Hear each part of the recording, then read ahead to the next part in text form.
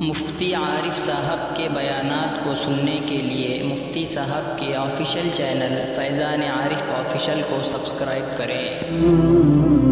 تبت یدا ابی لہب، میرے محبوب پر تو گستاخی کرتا ہے، سن لے، محبوب تجھے اب جواب نہیں دے گا، محبوب کا رب تجھے جواب دے رہا ہے۔ تو نے محبوب کے بارے میں کہا ہے کہ تبا لک یا محمد، سن، تبت یدا ابی لہب، ابو لہب کے دونوں ہاتھ، یعنی ابو لہب ہلاک ہو جائے، برباد ہو جائے۔ اللہ نے اس کی ہلاکت اور بربادی کا اعلان قرآن مجید میں فرمایا ہے۔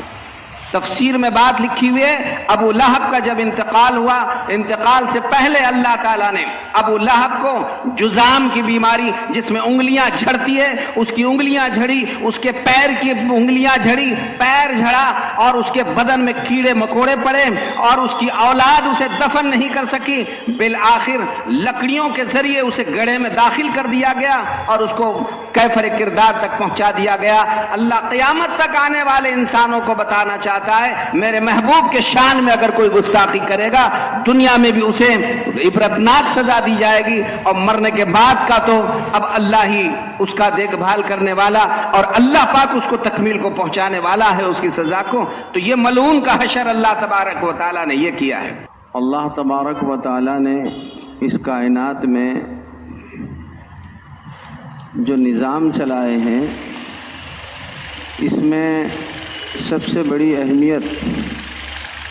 نظام کو لے کر چلنے والوں کی ہوتی۔ چنانچہ اللہ خود خالق کائنات، اور اللہ تبارک و تعالیٰ نے اپنے کائنات کے نظام میں ایک خاص مخلوق انسان بنائی ہے، اور انسان کے ہدایت کے لیے پیغمبروں کے سلسلوں کو اللہ تبارک و تعالیٰ نے جاری ساری فرما دیا ہے۔ تو انبیاء علیہم الصلاۃ والتسلیم کی ذات بالاتفاق سب کے پاس قابل احترام ہوتی ہے، ان کا احترام کیا جاتا ہے، وہ مقدس ہوتی ہے، اور ان کی بڑی اہمیت ہوتی ہے۔ اور یہ بھی بات اہم ہے کہ مذاہب تو بہت سارے ہوتے ہیں، ہر مذہب میں اپنے اپنے پیشواؤں کی بڑی اہمیت اور بڑی قدر ہوتی ہے، اور ہر جگہ ہر حکومت میں اس بات کا خاص پاس اور لحاظ رکھا جاتا ہے کہ وہ اپنے اپنے مذہب پر اپنے طور پر اپنے معمولات کرتے رہیں۔ کسی مذہب کو یا کسی مذہب کے ذمہ دار کو یا کسی مذہب کے پیشوا کو کسی دوسرے مذہب پر کیچڑ اچھالنے کی قطعاً اجازت نہیں ہوتی ہے۔ ہماری ریاست مہاراشٹر میں مرٹھواڑے کے علاقے میں ایک ملعون گیری مہاراج کے نام سے اس نے ایک بیان جاری کر دیا، جس میں ناموس رسالت حضرت محمد الرسول اللہ صلی اللہ علیہ وسلم پر سخت کیچڑ اچھالنے کی اس نے کوشش کی، جس میں اس نے کہا کہ پیغمبر صلی اللہ علیہ وسلم نے ایک 6 سال کی لڑکی سے شادی کی، اور جس کے پیغمبر ایسے تو اس کے ماننے والوں کا کیا معاملہ ہو سکتا ہے۔ اور پھر اس پر بڑے سخت جملے اس نے استعمال کیے۔ یہ بات ہمیں اچھی طرح سے معلوم ہونا چاہیے، یہ پیغمبر صلی اللہ علیہ وسلم اور ناموس رسالت پر ایک سخت نکتہ چینی ہے، جسے ظاہر ہے کہ برداشت نہیں کیا جا سکتا ہے، اور اس نے اس طرح کہہ کر یہ صرف مرٹھواڑے کے مسلمان یا چند لوگوں کا دل نہیں دکھایا، بلکہ پوری قوم اور ملت اور پوری انسانیت کے دل کو اس نے دکھایا ہے۔ اس ملعون نے حضرت عائشہ صدیقہ رضی اللہ تعالی عنہا کے بارے میں اس طرح نازیبہ کلمات استعمال کیے، اور اس کو بہانہ بنا کر حضور اکرم صلی اللہ علیہ وسلم کی ذات اقدس کو مجروح کرنے کی گویا کوشش کی گئی۔ ظاہر ہے جو حقائق ہوتے ہیں وہ حقائق ہوتے ہیں، ہمیں اس بات سے بالکل اتفاق ہے، ہمیں اس بات سے بالکل اطمینان ہے کہ ہمارے پیغمبر صلی اللہ علیہ وسلم نے جو کچھ کیا، جہاں کیا، یہ آپ کا ذاتی فعل نہیں بلکہ یہ اللہ کا حکم اور خود پیدا کرنے والے خالق اور مالک کائنات کے حکم اور اشارے پر اللہ رب العالمین نے کیا ہے۔ تو ظاہر ہے کہ پیغمبر صلی اللہ علیہ وسلم کا کوئی فعل عبث نہیں ہو سکتا ہے، بیکار نہیں ہو سکتا ہے، حکمت سے خالی نہیں ہو سکتا ہے۔ ہمارے پیغمبر کے ہر عمل پر ہمیں اطمینان ہے، یقین ہے، اور ہم ہر لائن سے مطمئن ہیں۔ اللہ کے پیغمبر صلی اللہ علیہ وسلم کے جتنے نکاح ہوئے بے شمار مصلحتوں کے ساتھ ہوئے، اور اس میں بے شمار جو ہے قوم اور ملت کے لیے مصلحتیں اور فائدے رہی۔ اللہ کے رسول صلی اللہ علیہ وسلم تو بڑی قوت والے اور بڑی طاقت والی شخصیت، اللہ تعالیٰ نے جنتی کئی مردوں کی طاقت دنیا ہی میں پیغمبر صلی اللہ علیہ وسلم کو عطا فرمائی ہے۔ اگر آپ صلی اللہ علیہ وسلم چاہتے تو معلوم نہیں کتنی بیویوں سے نکاح کر سکتے تھے، لیکن اللہ نے جتنا کہا، جو کہا، بس پیغمبر اسی کے پابند رہے اور اسی پر آپ علیہ الصلاۃ والسلام نے اطمینان فرمایا۔ تو آپ علیہ الصلاۃ والسلام کے تمام نکاح بڑی بڑی مصلحتوں پر مبنی ہے۔ پیغمبر کو اللہ تعالیٰ نے دنیا سے کفر اور شرک کو مٹانے کے لیے اور حق کا بول بالا کرنے کے لیے پیغمبر کو دنیا میں بھیجا، انسانیت کی تکمیل کے لیے بھیجا، انسان کو انسان بنانے کے لیے بھیجا۔ تو پیغمبر صلی اللہ علیہ وسلم نے انسان بنانے کا ایک بڑا کام کیا اور انسانوں کو انسانیت پر لا کر کھڑا کیا، اور پورے دنیا میں آپ علیہ الصلاۃ والسلام کے اخلاق، آپ کے کردار اور آپ علیہ الصلاۃ والسلام نے جو کچھ پیش کیا، ساری دنیا اس سے بھرپور فائدہ اٹھا رہی ہے اور تا قیامت اٹھاتی رہے گی۔ اللہ کے رسول صلی اللہ علیہ وسلم سے اچھا اسوہ اور طریقہ دنیا نے نہ کبھی دیکھا ہے نہ کبھی دنیا کو مل سکتا ہے۔ اسی مناسبت سے آپ علیہ الصلاۃ والسلام نے جب پہلی شادی کی ہے وہ حضرت سیدہ خدیجۃ الکبریٰ رضی اللہ تعالی عنہا سے کی ہے۔ حضرت خدیجہ رضی اللہ تعالی عنہا ایک بیوہ خاتون تھی، عمر میں اللہ کے رسول صلی اللہ علیہ وسلم سے تقریباً 15 سال بڑی تھی، یعنی آپ صلی اللہ علیہ وسلم کی عمر شریف نکاح کے وقت 25 سال تھی، تو حضرت خدیجہ رضی اللہ تعالی عنہا کی عمر اس وقت 40 سال تھی۔ آپ اندازہ لگا سکتے ہیں یہ 40 سال کی بڑی عمر کی خاتون سے اللہ کے رسول صلی اللہ علیہ وسلم کا پہلا نکاح ہوا، اور آپ علیہ الصلاۃ والسلام نے اپنی جو زندگی گزاری ہے جسے عنفوان شباب کہا جاتا ہے، آپ علیہ الصلاۃ والسلام نے اپنے سے 15 سال بڑی عمر کے خاتون کے ساتھ یہ جو اپنی ابتدائی زندگی گزاری ہے، تو 25 سال سے تقریباً کہیے کہ 50 سال تک اللہ کے رسول صلی اللہ علیہ وسلم حضرت خدیجۃ الکبریٰ رضی اللہ تعالیٰ عنہ کے ساتھ رہے۔ 25 سال کا زمانہ تنہا صرف حضرت خدیجۃ الکبریٰ رضی اللہ تعالیٰ عنہ کے ساتھ اللہ کے رسول صلی اللہ علیہ وسلم نے گزارا ہے۔ جب آخر عمر میں حضرت خدیجۃ الکبریٰ رضی اللہ تعالیٰ عنہ کی وفات حضرت آیات کا واقعہ پیش آتا ہے، تو حضرت عثمان ابن مظعون رضی اللہ تعالیٰ عنہ کی اہلیہ محترمہ حضرت خولہ نے اللہ کے رسول صلی اللہ علیہ وسلم کی خدمت میں جا کر یہ بات عرض کی کہ اللہ کے رسول صلی اللہ علیہ وسلم اب آپ کے لیے ایک رشتے کی ضرورت ہے، اور آپ جو ہے حضرت خدیجہ رضی اللہ تعالیٰ عنہ کے بعد آپ کو دوسری شادی کی ضرورت ہے۔ حضور نے پوچھا کہ رشتہ کون ہے؟ تو 2 رشتے اس وقت بتائے گئے، ایک حضرت سودا رضی اللہ تعالیٰ عنہ کا، اور دوسرا حضرت ابو بکر صدیق رضی اللہ تعالی عنہ کی لخت جگر، نور نظر حضرت سیدہ عائشہ صدیقہ رضی اللہ تعالی عنہ۔ ان دونوں رشتوں کو آپ کی خدمت میں پیش کیا گیا۔ ایک لمبی تفصیل کے بعد اللہ کے رسول صلی اللہ علیہ وسلم نے دونوں ہی رشتوں کو قبول فرمایا، اور دونوں کے ساتھ حضور اکرم صلی اللہ علیہ وسلم کا نکاح ہو جاتا ہے۔ لیکن یہ مکۃ المکرمہ کی بات ہے، آپ علیہ الصلاۃ والسلام ابھی مکۃ المکرمہ ہی میں ہے، اور یہاں پر حضور اکرم صلی اللہ علیہ وسلم کا نکاح تو حضرت عائشہ صدیقہ رضی اللہ تعالی عنہ کے ساتھ ہوتا ہے، لیکن ہجرت کے بعد جب حضرت عائشہ رضی اللہ تعالیٰ عنہ مدینۃ المنورہ میں مقیم ہوتی ہے اور اپنے والد محترم کے ساتھ رہتی ہے، اور جب ان کی عمر شریف 9 سال کی ہوتی ہے، 9 سال کی عمر کے بعد حضرت عائشہ صدیقہ رضی اللہ تعالیٰ عنہ کی رخصتی حضور اکرم صلی اللہ علیہ وسلم کے ساتھ ہو جاتی ہے، اور اللہ کے رسول صلی اللہ علیہ وسلم کے ساتھ تقریباً اور 9 سال حضرت عائشہ صدیقہ رضی اللہ تعالیٰ عنہ رہی ہے۔ حضور اکرم صلی اللہ علیہ وسلم کی وفات کے وقت حضرت عائشہ صدیقہ رضی اللہ عنہ کی عمر 18 سال کی تھی۔ سن 57 ہجری میں حضرت عائشہ صدیقہ رضی اللہ تعالی عنہ کی وفات حسرت آیات ہوتی ہے۔ آپ کی نماز جنازہ حضرت ابو ہریرہ رضی اللہ تعالی عنہ نے پڑھائی، اور ام المومنین حضرت عائشہ صدیقہ رضی اللہ تعالی عنہ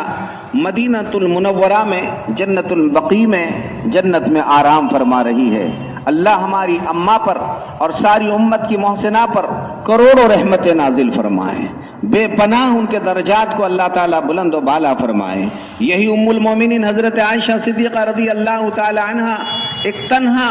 آپ علیہ السلام کی بیوی ہے جو کنواری ہے، باقی آپ علیہ السلام کی تمام بیویاں یا تو وہ مطلقہ تھی یا پھر وہ بیوہ تھی، اور اللہ کے رسول صلی اللہ علیہ وسلم نے مختلف مصلحتوں کی بنا پر ان سے نکاح فرمائے تھے۔ بعض خاندانوں میں آپ نے نکاح فرمائے، اور بعض قبیلوں میں نکاح فرمائے، اور بعض علاقوں میں نکاح فرمائے، اور ان سارے نکاح کے پیچھے بڑی بڑی مصلحتیں تھیں۔ انہی مصلحتوں میں حضرت عائشہ صدیقہ رضی اللہ تعالی عنہ سے یہ کم عمری میں جو نکاح ہوا ہے، اس کے پیچھے بہت ساری مصلحتیں تھیں۔ ایک تو یہ ہے کہ ظاہر ہے کہ کم عمری میں فہم، فراست یہ کافی بڑھ جاتی ہے اور حافظہ مضبوط رہتا ہے، اور اللہ کے رسول صلی اللہ علیہ وسلم چاہتے تھے کہ دین کی اشاعت ہو تو ایک علم کا خزانہ محفوظ رہے۔ اسی وجہ سے 5 صحابہ ایسے ہیں جن کو سب سے زیادہ حدیث کا ذخیرہ ان کے پاس موجود تھا۔ ان میں سب سے بڑا ذخیرہ حضرت ام المومنین حضرت عائشہ صدیقہ رضی اللہ تعالی عنہ کے پاس ہے، جو حافظہ بھی تھی، جو حدیث کی بھی حافظہ تھی، جو مفسرہ بھی تھی، محدثہ بھی تھی، فقیہہ بھی تھی۔ سارے صحابہ حضرت عائشہ صدیقہ رضی اللہ تعالی عنہ کی طرف بڑے بڑے مسائل میں رجوع فرمایا کرتے تھے، اور اللہ کے رسول صلی اللہ علیہ وسلم حضرت عائشہ صدیقہ رضی اللہ تعالی عنہ پر بے پناہ اعتماد فرماتے تھے، محبت بھی فرماتے تھے۔ بالآخر حضرت عائشہ صدیقہ رضی اللہ تعالی عنہ آخر وقت میں بھی حضرت عائشہ صدیقہ رضی اللہ عنہ جس حجرہ انور میں رہتی تھی، اور اللہ کے رسول صلی اللہ علیہ وسلم اسی میں رہتے تھے،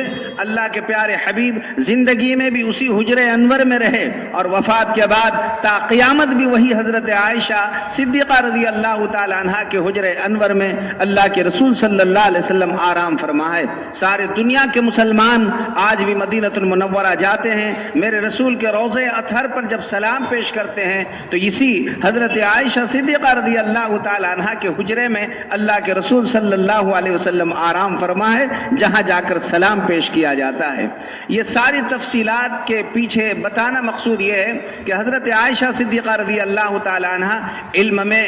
بصیرت میں، فہم و فراست میں اللہ نے ان کو اپنا ایک اعلیٰ مقام عطا فرمایا تھا۔ پھر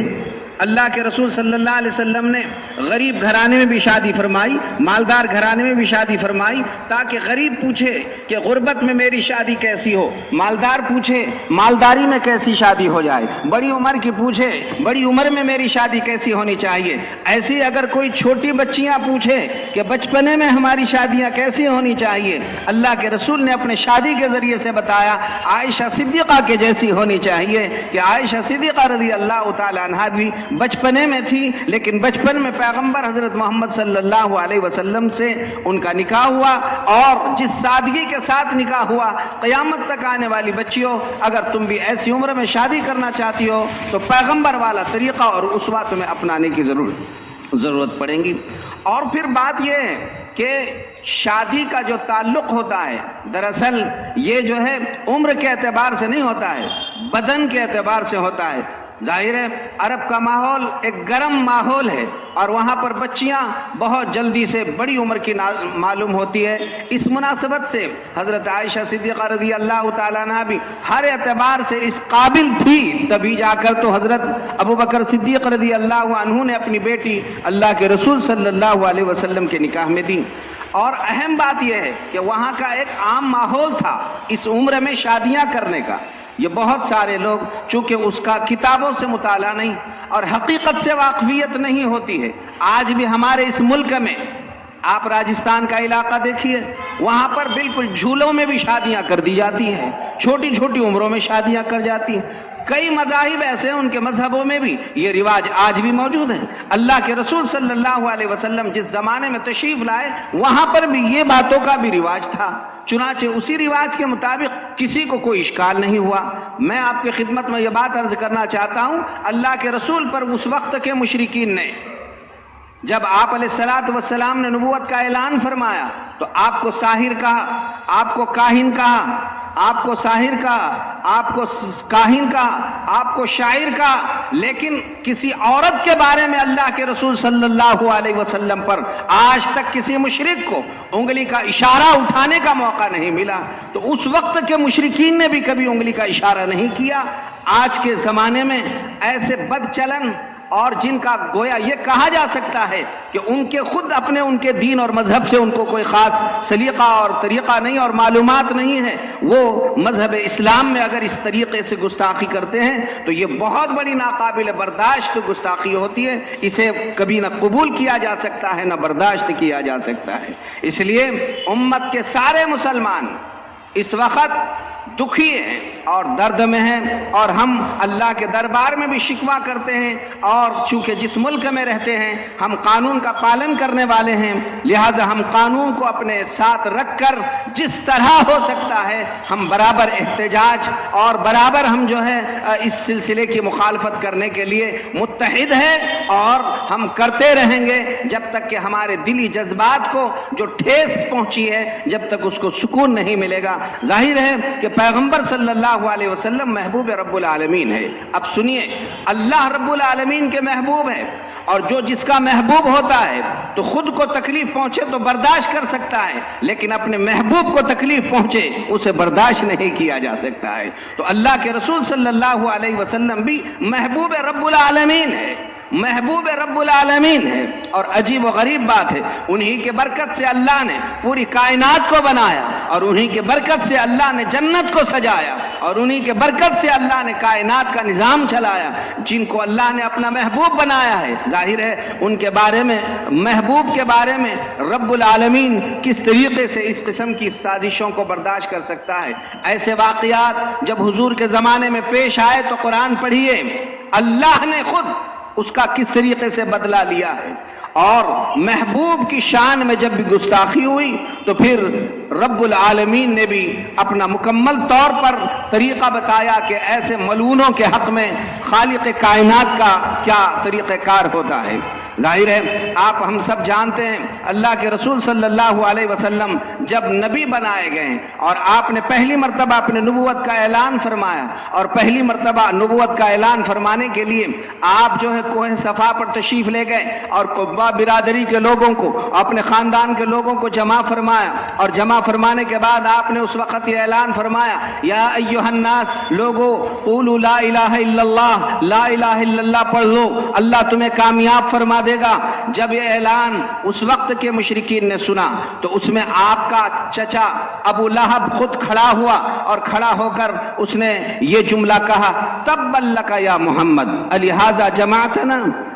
اے محمد صلی اللہ علیہ وسلم آپ کے لیے ہلاکت ہو، کیا اسی لیے تم نے ہم کو جمع کیا ہے؟ اس نے تو ایک مرتبہ کہا ہے، لیکن اللہ نے قرآن مجید میں اس ملعون کے جواب میں پوری سورہ لہب نازل فرمائی اور اس ملعون کو اب پیغمبر نے جواب نہیں دیا بلکہ براہ راست رب العالمین نے جواب دیا اور اللہ نے جواب دیتے ہوئے فرمایا، تبت یدا ابی لہب، میرے محبوب پر تو گستاخی کرتا ہے، سن لے محبوب تجھے اب جواب نہیں دے گا، محبوب کا رب تجھے جواب دے رہا ہے. تو نے محبوب کے بارے میں کہا ہے کہ تبت لک یا محمد، سن، تبت یدا ابی لہب، ابو لہب کے دونوں ہاتھ یعنی ابو لہب ہلاک ہو جائے، برباد ہو جائے۔ اللہ نے اس کی ہلاکت اور بربادی کا اعلان قرآن مجید میں فرمایا ہے۔ تفسیر میں بات لکھی ہوئی ہے، ابو لہب کا جب انتقال ہوا، انتقال سے پہلے اللہ تعالیٰ نے ابو لہب کو جذام کی بیماری، جس میں انگلیاں جھڑتی ہے، اس کی انگلیاں جھڑی، اس کے پیر کی انگلیاں جھڑی، پیر جھڑا، اور اس کے بدن میں کیڑے مکوڑے پڑے، اور اس کی اولاد اسے دفن نہیں کر سکی۔ بالآخر لکڑیوں کے ذریعے اسے گڑھے میں داخل کر دیا گیا اور اس کو کیفر کردار تک پہنچا دیا گیا۔ اللہ قیامت تک آنے والے انسانوں کو بتانا چاہتا ہے، میرے محبوب کے شان میں اگر کوئی گستاخی کرے گا، دنیا میں بھی اسے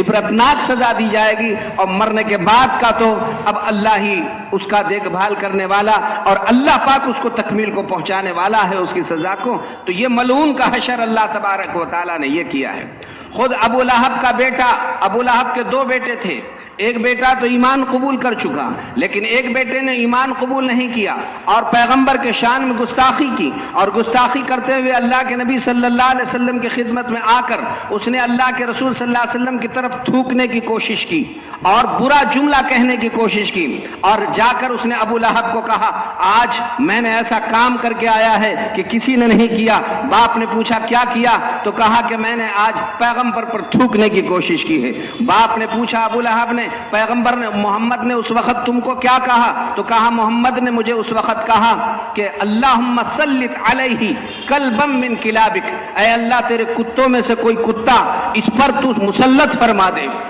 ابو لہب اگرچہ کہ مشرک تھا، لیکن کہا اب تیرا تجھے کوئی بچا نہیں سکتا، تیرا باپ اور تو ایک مذہب کے ہیں، لیکن پیغمبر کے زبان سے کوئی جملہ نکلتا ہے تو پھر اللہ اس کی کبھی حفاظت نہیں فرماتے ہیں۔ کہتے ہیں کہ ابو لہب کا یہ بیٹا ایک مرتبہ سفر میں جا رہا تھا اور دیکھا کہ جنگلات ہیں، تو یہاں جنگلوں میں حفاظت کی کوئی جگہ نہیں ہے، اس لیے پہاڑ پہ چڑھا۔ اس کے کئی ساتھی تھے، ایک شیر آیا اور شیر نے سب کے منہوں کو سونگا، لیکن دیکھا کہ کس کے منہ سے بدبو نکلتی ہے، دیکھا کہ ابو لہب کے بیٹے سے نکل رہی ہے، وہیں ایک چنگھاڑ کے ساتھ اس پر حملہ کیا اور پہاڑ سے اس کو ایسے زمین پر پھینک دیا کہ اس کی ہڈی باقی نہیں رہی۔ اللہ نے دنیا ہی میں اس کو کیفر کردار کو پہنچا دیا۔ اللہ کے پیارے پیغمبر صلی اللہ علیہ وسلم نے دعوت کا جب اعلان فرمایا تو پیغمبر صلی اللہ علیہ وسلم کی خدمت میں ایک مشرک آتا ہے اور کہتا ہے، پیغمبر آپ کے بیٹے کا انتقال ہوا۔ حضور اکرم صلی اللہ علیہ وسلم کے جب بیٹے کا انتقال ہوا تو انتقال پر آ کر کہتا ہے کہ اب ان شانئک،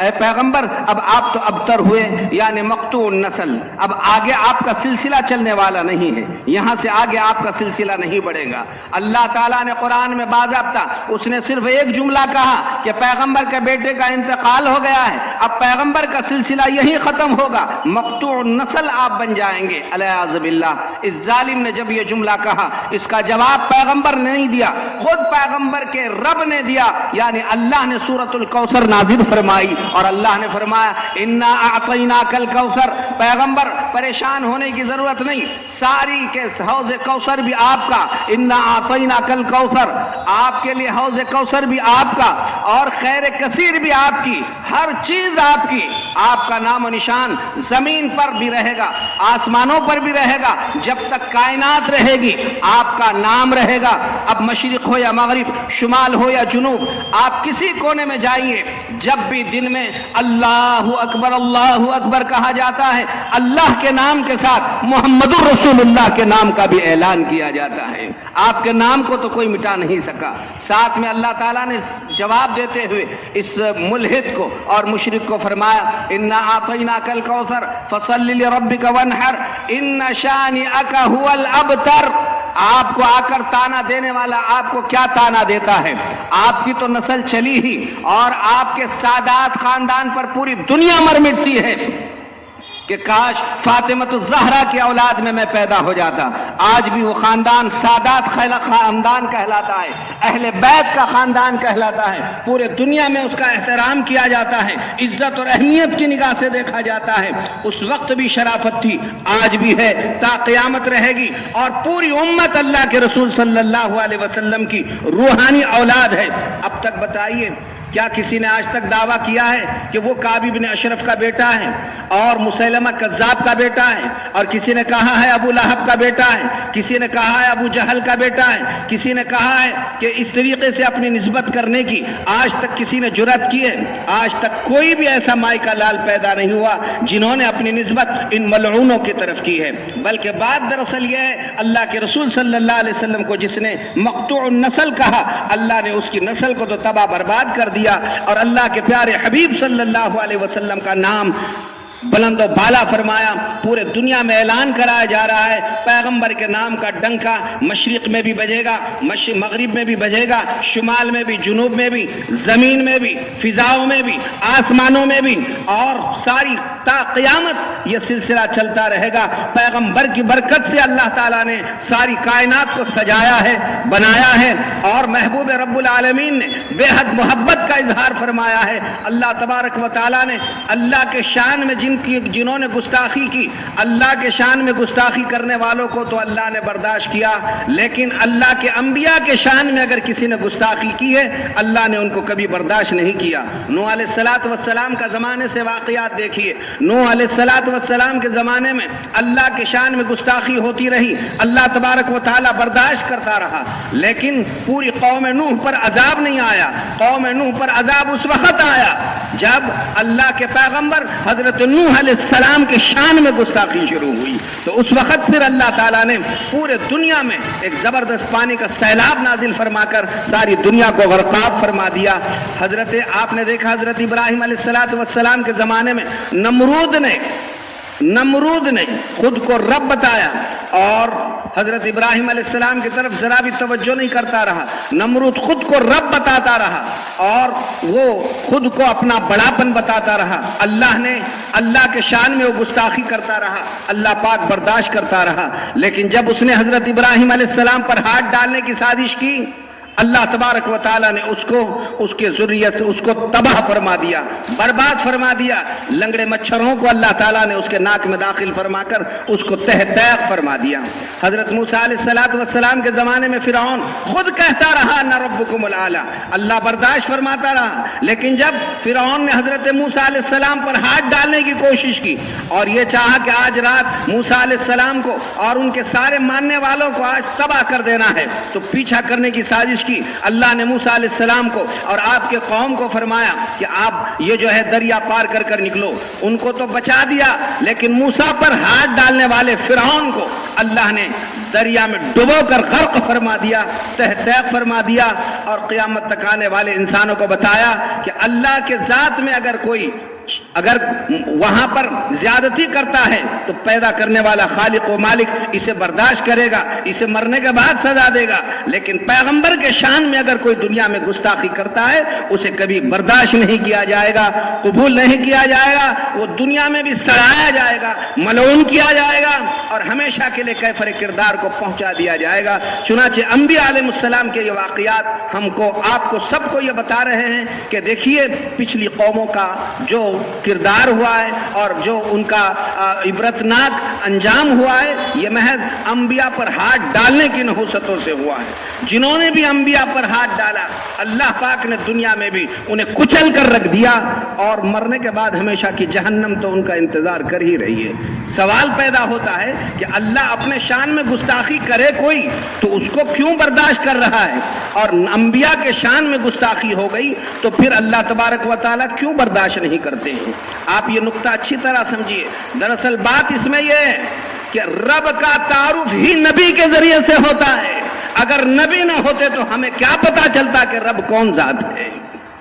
नबी ना होते तो क्या पता चलता कि सजदा कैसे किया जाता है, नबी ना होते तो हमें क्या पता चलता है कि अल्लाह की मंशा क्या है और अल्लाह की मुराद क्या है। चूंकि पैगंबर दुनिया में अल्लाह का तारुफ कराने का जरिया बनते हैं और रब का तारुफ कराते हैं, रब की पहचान कराते हैं और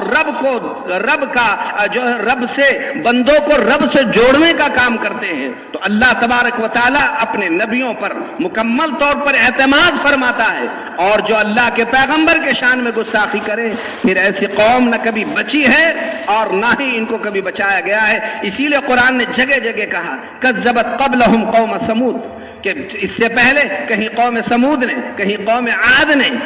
झुटलाया पैगंबरों को, तो अल्लाह तबारक व तआला ने उनको तह तह कर दिया। वो दिखने में बड़े मजबूत थे और उनके किले बड़े मजबूत थे और रहाइश बड़ी मजबूत थी, खुद तो वक्त के बादशाह थे, लेकिन अल्लाह तबारक व तआला ने उनकी भी परवाह नहीं फरमाई, सबको कैफर किरदार को पहुंचाया जिन्होंने अंबिया अलैहिस्सलाम के शान में गुस्ताखी की है। इसलिए भाइयों, बात यह है कि हम सब उम्मत मुस्लिमा ये बात तो बर्दाश्त कर सकते, जब अल्लाह अपने जात में कोई गुस्ताखी करे उसे बर्दाश्त करता है, लेकिन महबूब रब्बुल आलमीन के बारे में बर्दाश्त अल्लाह भी नहीं फरमाता है। तो हम तो सब के सब पैगंबर गुलामान मुस्तफ़ा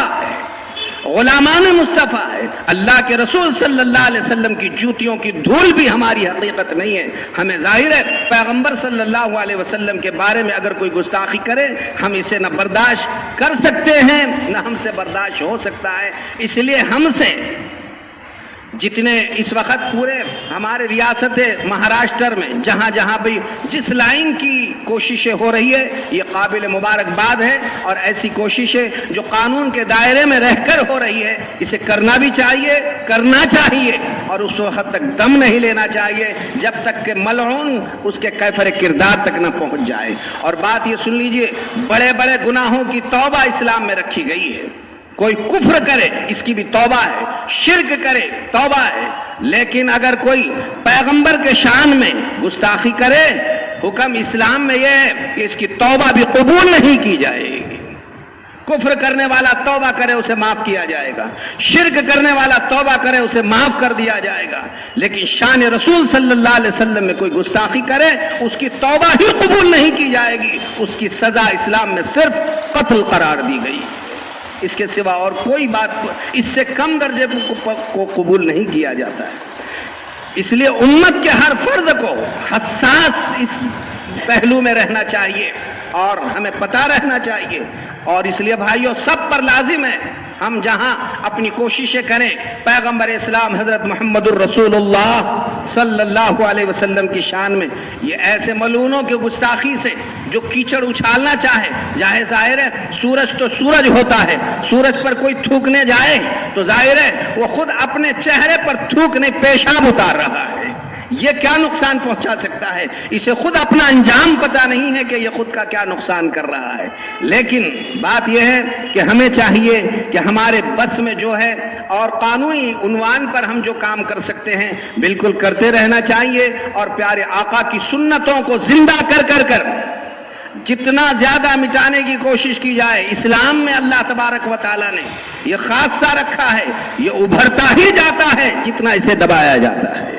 और अल्लाह तबारक व तआला इस नेक नामी को आम फरमाने वाले हैं। लिहाजा हम सब पर जिम्मेदारी है प्यारे रसूल की, हम अपने अमल से, अपने कौल से, अपने फ़ैल से अजमतों का इजहार भी करें, साथ में रोजाना सारे मुसलमान तय करें हम 1000 मरतबा 1000 मरतबा दरूद पाक का तोहफा अल्लाह के रसूल सल्लल्लाहु अलैहि वसल्लम की खिदमत में पेश करते रहेंगे। और हम ये कहेंगे अल्लाह के रसूल हमारे बस में और तो बात ज्यादा नहीं थी, ये जरूर था कि आपकी खिदमत में हम दरूद पाक का तोहफा पेश कर आपकी रूह मुबारका को हम खुश करने में हिस्सा ले सके। भाइयों इस वक्त आप पर, हम पर, सब पर इस बात की जरूरत है। और इसी के साथ साथ उम्मुल मोमिनीन हजरत सैयदा आयशा सिद्दीक़ा रज़ियल्लाहु ताला अन्हा ये उम्मत की मुहसिना है, सारे उम्मत पर इतना बड़ा एहसान हजरत आयशा ने किया है। हम जिन माओं से पैदा हुए हैं ऐसी हजारों माएं मेरी अम्मा हजरत आयशा पर कुर्बान है। हजरत आयशा सिद्दीक़ा रज़ियल्लाहु ताला अन्हा के जरिए से जो इल्म मिला, फिरासत मिली, बसीरत मिली, दीन मिला, دین کی سمجھ ملی، ظاہر ہے کہ اس کا اندازہ نہیں لگایا جا سکتا ہے۔ اس لیے امت کی محسنہ کے حق میں بھی درجات کی بلندی کی ساری امت پر ذمہ داری ہے کہ دعا اللہ کے دربار میں کرتے رہے، اور ساتھ میں یہ بھی دعا کرتے رہے کہ اللہ جہاں جو ملعون گستاخ رسول بنے، آپ خود اپنے قدرت کے ہاتھوں اللہ آپ اس کا بدلہ لینے کا انتظام فرما دیجئے۔ ظاہر ہے جو ہمارے بس میں ہے وہ ہمیں کرنا چاہیے، اور اللہ تبارک و تعالیٰ سے دعاؤں کا اہتمام بھی کرنا چاہیے۔ کوئی مذہب کسی مذہب پر کیچڑ نہیں اچھالتا ہے۔ ظاہر ہے ہمارے ہندو مذہب میں بھی کئی ایسی بچیاں ہیں، ان کی شادیاں ان کے بڑے بڑے ذمہ دار اور جو ہے پیشواؤں کے ساتھ ان کا نکاح ہوا، بڑی کم عمری میں ہوا، لیکن آج تک کسی مسلمان نے اپنی زبان کھول کر کسی کو نشان ملامت بنانے کی جرات نہیں کی، اور کرنا بھی نہیں چاہیے، اس لیے کہ جنہوں نے نکاح کیا ہے، اور وہ ظاہر ہے کہ انسان ہونے کے ناطے ہماری بہنیں ہیں، انہوں نے شادی کی ہے، اور شادی کے ساتھ ہر ایک کو حق ہے اپنے اپنے مذہب کے اعتبار سے کام کرنے کا۔ اور واقعہ جو ہوا ہے ظاہر ہے آج سے 1400 سال پہلے، 1446 سال پہلے عرب کے سرزمین پر ہوا ہے، اور ہندوستان کے ریاست مہاراشٹر کے بعض بدبخت کے لوگوں کے پیٹ میں آج درد ہو رہا ہے۔ قابل حیرت بات ہے، معلوم ہوتا ہے کہیں نہ کہیں دال میں کالا ہے، جس کے پیچھے بہت ساری باتیں کار فرما ہوتی ہے۔ لیکن بھائیوں ساتھ میں یہ بات کی بھی اپیل ہے، ہم صبر تحمل برقرار رکھیں۔ ہم ایسی قوم نہیں ہے کہ ہمیں تعلیمات نہیں دی گئی، ہمیں آداب سکھلائے گئے ہیں، ہمیں اخلاق سکھلائے گئے ہیں، ہمیں ہر ایک کا احترام سکھلایا گیا ہے، اور ہمیں بتلایا گیا ہے کہ سب کس طریقے سے اپنے زندگی گزارے۔ قرآن مجید میں اللہ تبارک و تعالیٰ نے فرمایا لا تسبوا الذین یدعون من دون اللہ بغیر علم، جو کسی مذہب کے پیشوا ہے تم بغیر علم کے کسی پر نکتہ چینی مت کرو، کسی کی طرف اشارہ مت کرو۔ مسلمانوں کو حکم ہے کسی کے مذہب کو برا بھلا نہ کہے، ہر ایک کا اپنا اپنا مذہب ہوتا ہے، ہمارا بھی مذہب ہے۔ ہم بھی اپنے تمام ایسے بھائیوں سے درخواست کریں گے کہ پہلے آپ اپنے اپنے مذہبوں کا مطالعہ کریں، مذہب اسلام کا بھی مطالعہ کریں، اور بیجا نکتہ چینی کرنے سے اپنی زبان کی حفاظت کریں، ورنہ دنیا میں بھی خمیازہ بھگتنا پڑے گا۔ اور ہمارا تو عقیدہ ہے مرنے کے بعد صرف روپ بدل کر انسان ختم نہیں ہونے والا ہے، بلکہ اسے اسی مٹی سے پیدا کیا جانے والا ہے۔ جس طرح اللہ نے ہم کچھ نہیں تھے تو پیدا کیا، اور مادہ منویہ سے اللہ نے انسان کی شکل بنایا اور ہمیں انسان دیا، جینے مرنے کا قرینہ ہمیں بتایا۔ اب جب ہم مر جائے تو ایک مرتبہ ہم تو زندہ ہو چکے، مٹی میں جانے کے بعد جب ہم کچھ نہیں تھے تو اللہ کے لیے تیار کرنا آسان تھا، مٹی میں جانے کے بعد مٹی میں سے نکالنا، آگ میں جانے کے بعد راکھ میں سے نکالنا، پانی میں بہنے کے بعد اس میں سے انسان بنا کر نکالنا۔ جب اللہ کچھ نہیں تھے، ہم کچھ نہیں تھے تو جب اللہ کو اس میں سے نکالنا آسان تھا، اب تو ہم کچھ ہو چکے، اس میں سے اللہ کے لیے نکالنا کچھ مشکل نہیں ہے۔ جب اللہ سے پیغمبر سے سوال کیا گیا کہ ایک شخص نے آ کر اللہ کے رسول کی خدمت میں ہڈی کو تمباکو کی طرح ہاتھ میں ملا، اور ملنے کے بعد اس کو پھونکا، اور پھونکنے کے بعد کہا من یحیی العظام وہی رمیم، اس چورے کو اڑنے کے بعد کون زندہ کرے گا؟ سورہ یاسین کی آخری آیت پڑھیے، قل یحییھا الذی انشأھا اول مرہ، اے پیغمبر آپ بتا دیجئے اس ہڈی اس کے چورے کو وہی ذات دوبارہ زندہ کرنے والی ہے جس نے اس کو پہلی مرتبہ پیدا کیا تھا۔ ہم تو زندہ ہونے والے ہیں، اور مرنے کے بعد اپنے زندگی کے ایک ایک لمحے کا حساب اور کتاب اللہ کے دربار میں چکانا ہے۔ اسی لیے ہم محتاط زندگی گزارنے کے پابند اسی وجہ سے بنے ہوئے ہیں کہ ہمارے رب کے سامنے کھڑے ہو کر ہمیں سارے زندگی کا حساب کتاب چکانا ہے۔ اس لیے ہم کسی کے شان میں گستاخی نہیں کرتے، اور کوئی گستاخی کرے اور خاص طور پر مذہب کے بارے میں ہم اسے برداشت کرنے کے لیے بھی تیار نہیں ہیں۔ اللہ تعالیٰ صبر عطا فرمائے، ہمت عطا فرمائے، پیغمبر کی شان رسالت کی اللہ تعالیٰ جیسے آج تک حفاظت ہوئی تا قیامت اپنی قدرت کے ہاتھوں حفاظت فرما کر جو ملعون سازش کرے، گستاخی کرے، اپنی قدرت کے ہاتھوں اللہ اس کو کیفر کردار کو پہنچائے۔ وآخر دعوانا ان الحمدللہ۔